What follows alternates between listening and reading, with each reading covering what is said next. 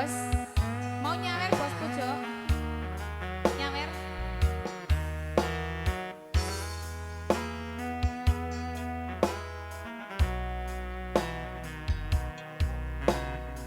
Oke, dua tembang lagi bareng saya. Nanti saya cabut duluan, dilanjut sama Mbak Ziza.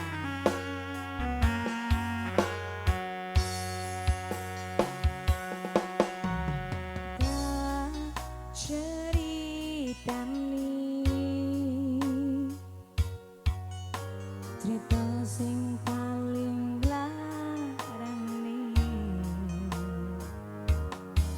nalika bapak lunga ninggalke keluarga nelongso nanging kudu tak terima.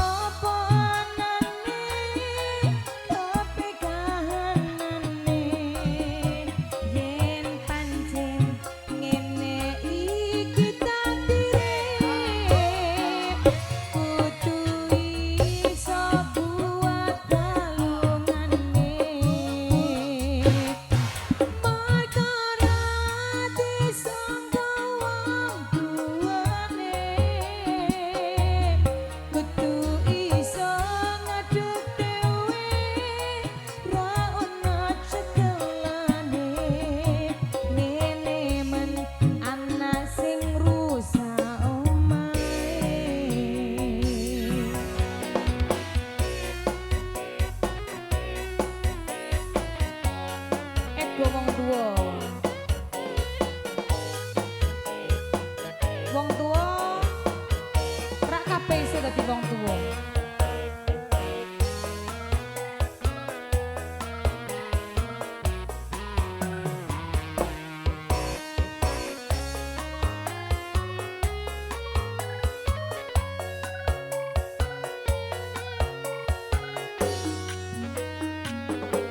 Yen pancen kudu pisahan ojo nganti anak dadi korban perjuangan ning teratak dhewe kan